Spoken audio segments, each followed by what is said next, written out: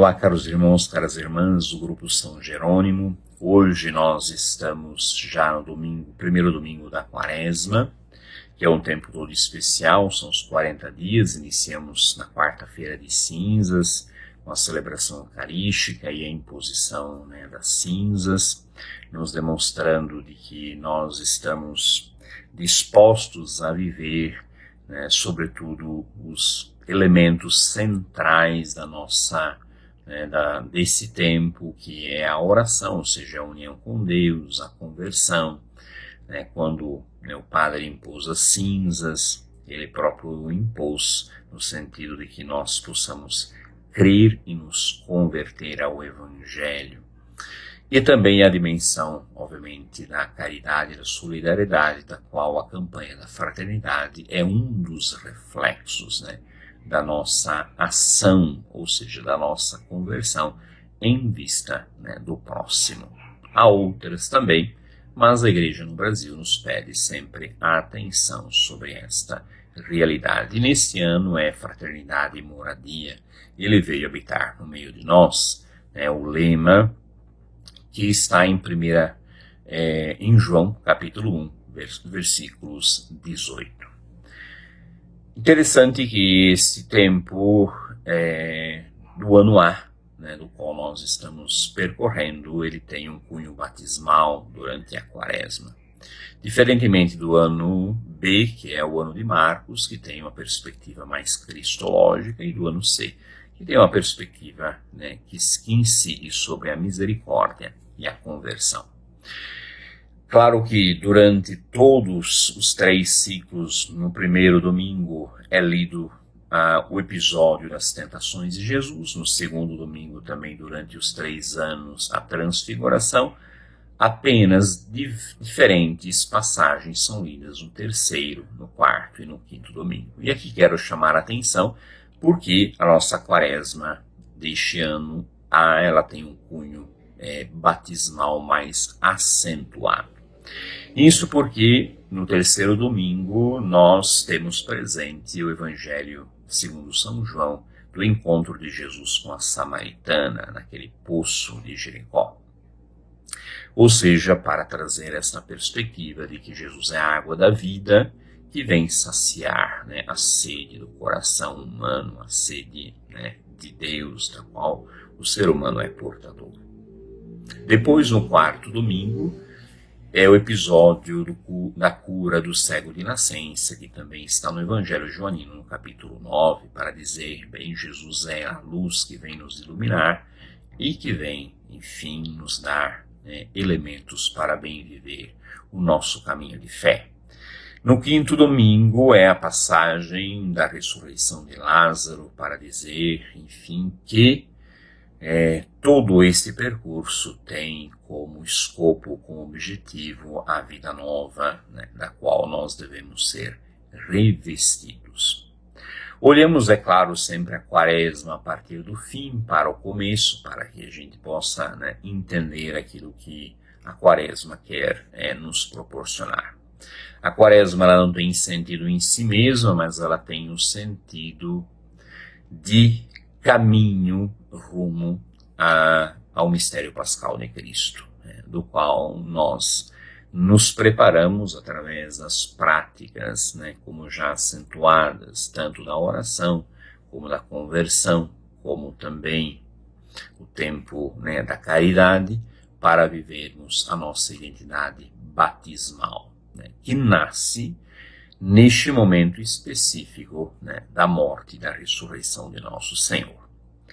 Antigamente, esse tempo era considerado um tempo específico também para os catecúmenos, ainda e possivelmente em muitas dioceses ou seja, de que esse tempo eram dados as catequeses a partir desses evangelhos citados no ano A, e depois, obviamente, os escrutínios, o escrutínio da eleição, o escrutínio da inscrição no livro da vida, e assim por diante, para dizer que eleitos durante esse tempo, durante esta pedagogia mistagógica, ou esta mistagogia, esse caminho mistagógico, o eleito inscrito no livro da vida, agora está preparado para ser revestido do próprio Cristo Jesus, nosso Senhor. Mas vamos às nossas leituras. A primeira leitura, ela é tirada do livro do Gênesis, do capítulo 2, dos versos 7 a 9, e depois do capítulo 3, dos versos 1 a 7. É interessante perceber que as primeiras leituras, tanto nos 3 ciclos, elas tornam presentes os momentos especiais da história na salvação. Então, por exemplo, hoje, a realidade da criação, do próprio ser humano, e a sua queda, no pecado, ou então mesmo a aliança que Deus faz com a humanidade através de Noé, ou então o chamado de Abraão, ou então o dom da lei no Sinai, ou mesmo a unção do primeiro rei ou dos reis, como sendo aqueles que, afinal de contas, não só administram, mas também são guardiães da própria aliança que Deus concedeu a Israel e depois a toda a humanidade. Muito bem, mas nesse domingo nós nos fixamos nesta primeira leitura. Deus cria o ser humano a partir do solo da terra. Ou seja, esta ideia de o ser humano ser modelado, ser obra da criação de Deus, ser a obra-prima do Criador. E esse fluxo, ou seja, Deus que sopra nas narinas do ser humano, ou seja, esta ruar de Deus, esse Espírito de Deus que lhe dá a vida. Para dizer que, em primeiro lugar, nós temos a nossa dimensão de fragilidade, de mortalidade, e, em segundo lugar, de que, de fato, nós pertencemos, a nossa vida pertence ao Senhor. É dele que nós viemos e é para ele que é o nosso caminho.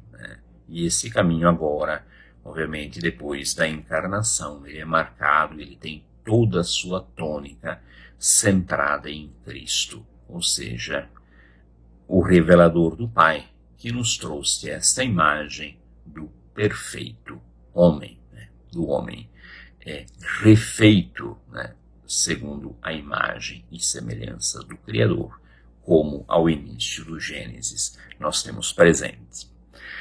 Mas no segundo momento nós também refletimos sobre o pecado, ou seja, de que o ser humano colocado num jardim, no Éden, neste lugar ideal de harmonia com Deus e entre si, no momento o ser humano se deixa seduzir aí pela serpente, da qual o imaginário veterotestamentário, sobretudo nos livros sapienciais, demonstram justamente a serpente como sendo este animal astuto que leva o ser humano a não viver a sabedoria da vida, ou o leva ao caminho do mal, ao caminho da impiedade. E não é diferente aqui nesse texto que nós temos presente hoje. A serpente, enfim, com toda essa simbologia, ela, na verdade, demonstra a Eva, em primeiro lugar, de que se ela infringir a lei que o Criador havia posto de não tocar a árvore do bem e do mal, eles poderiam ser como deuses, ou seja, poderiam também eles poderiam, enfim, dizer aquilo que é o bem e aquilo que é o mal. O texto quer nos proporcionar esta ideia. A ideia segundo a qual a objetividade daquilo que é bom, daquilo que é verdadeiro, daquilo que são os valores, pertencem a Deus. E aquilo que Deus estabelece como mal é, de fato, também instância dele, e não do ser humano. Portanto, o ser humano tentado por essa realidade, agora marcado por essa realidade, tende a buscar, né, o seu próprio caminho, um caminho muitas vezes de um certo relativismo, né, moral, de uma certa forma, né, fazendo aí a sua própria estrada, né, sem a presença do Criador. Tanto que eles se sentem nu, né, a nudez representa justamente esta vergonha, ou seja, o afastamento, né, do ser humano para, né, diante do seu Criador. E aí a estrada própria, né, que o ser humano a partir disso cria, né, para si mesmo.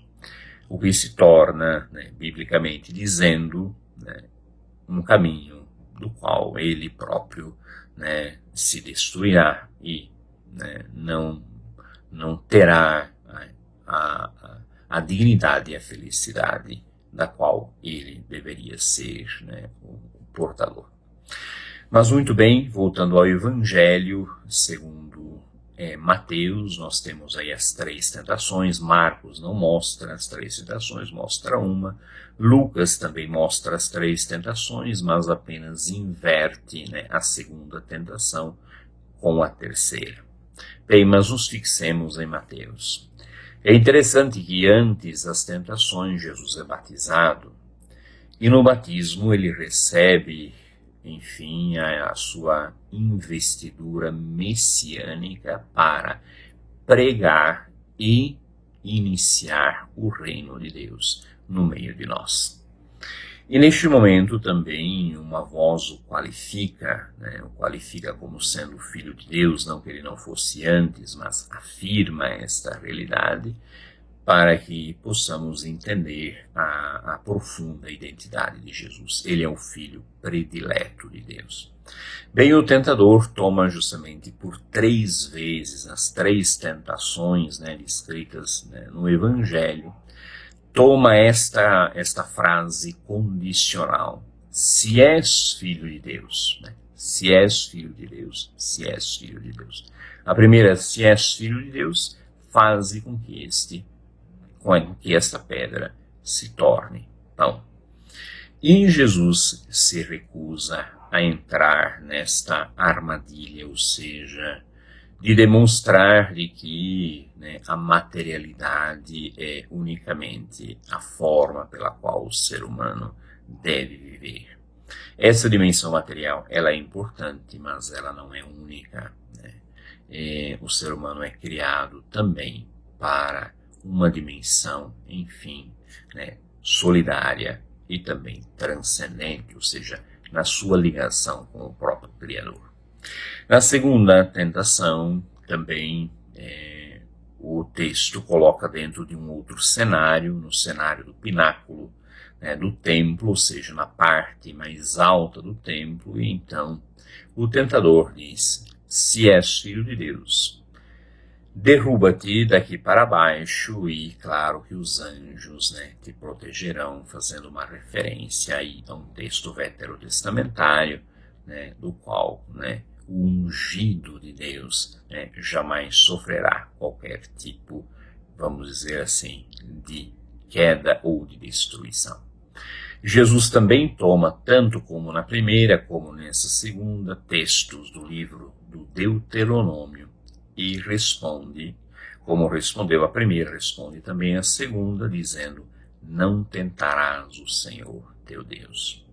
É uma forma de nos demonstrar de que Jesus não é um milagreiro, não é esse o seu messianismo.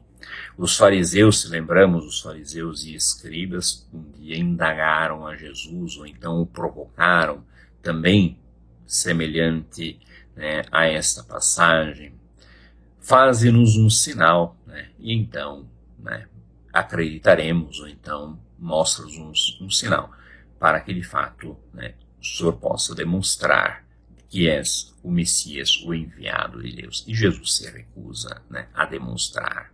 Não é este o messianismo que Jesus vem. Não é o messianismo do espetáculo, não é o messianismo, né, das vontades humanas, mas é um messianismo que vem para servir o ser humano, para ser solidário com ele, para poder caminhar, né, com ele nas suas diversas, né, dificuldades, enfim, nas vias, né, por vezes também difíceis da existência. Num terceiro momento, Jesus é colocado dentro de um outro cenário. Então, num monte, provavelmente, um monte aí que está numa colina, talvez o Monte das Oliveiras, aonde Jesus avista então toda a cidade, de Jerusalém. E o tentador aponta a cidade e diz a Jesus: se és filho de Deus, tudo aquilo que é meu, se te prostrares diante de mim, tudo aquilo que é meu é teu. Bem, o tentador lê de que o seu domínio é muito mais extenso do que o domínio de Deus, ou muito mais preponderante do que o domínio de Deus. Muito bem, aqui Jesus vai dizer, vai replicar ao tentador, dizendo que somente diante de Deus é que nós podemos nos ajoelhar e adorar. Foi sempre a grande tentação do povo de Israel de ter outros deuses talvez mais palpáveis, como os bezerros de ouro, ou então os deuses da fertilidade, que existiam aí, no Antigo Oriente, do qual por vezes Israel cai na tentação de adorar também esse tipo de divindade, como se Javé não fosse capaz, de dar ao povo a subsistência necessária, ou não fosse capaz de dar fertilidade ao solo.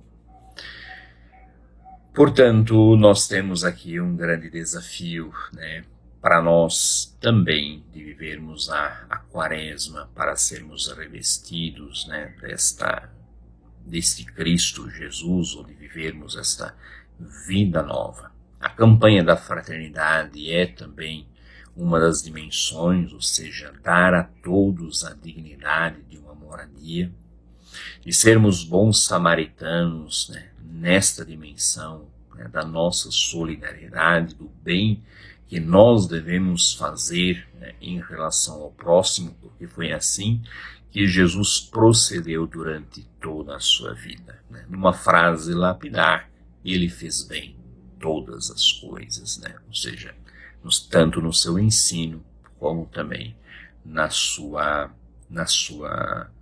realizações ou nos seus feitos.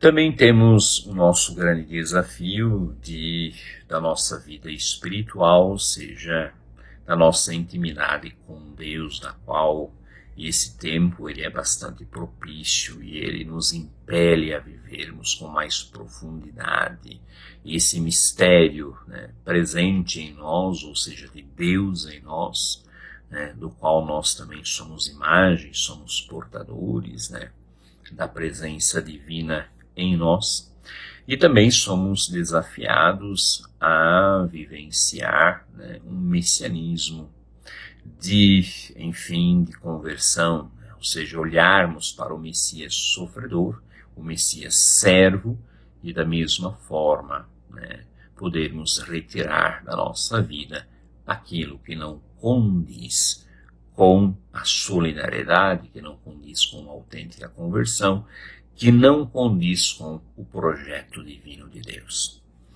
Para dizer que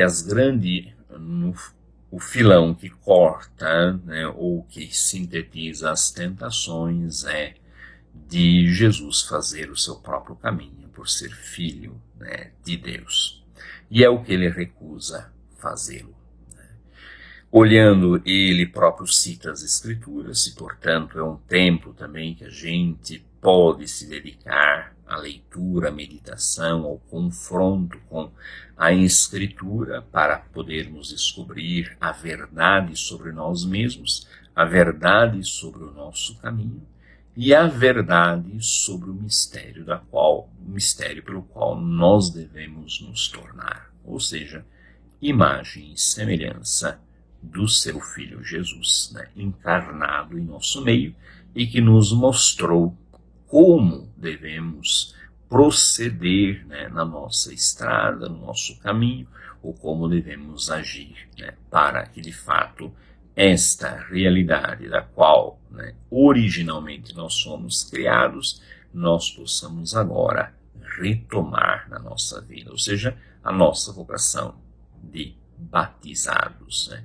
Batizados, né, nós sabemos que possuem, né, conotações de sermos, né, revestidos de Cristo, sermos filhos de Deus, sermos participantes de um corpo eclesial. Toda esta realidade ela precisa ser refeita, né, ano a ano na nossa vida. Não é mais uma quaresma, mas é sempre uma nova quaresma, é um novo memorial, depois, né, Pascal, que também nós iremos celebrar, né, para dizer que a nossa caminhada, cada ano possui uma tônica de um amadurecimento maior, não de um regresso, mas de um amadurecimento, né, de um caminho do qual a cada ano, ou paulatinamente, nós fazemos para nos tornar aquilo que verdadeiramente nós devemos ser. Que esse tempo seja um tempo de reflexão sobre nós mesmos, sobre o nosso modo de pensar, de agir, seja também um tempo de reflexão sobre a nossa caridade, a nossa solidariedade para com o próximo, e seja também um tempo de revermos os nossos valores pelos quais nós pautamos a nossa existência. Bem, um bom domingo da Santa Quaresma.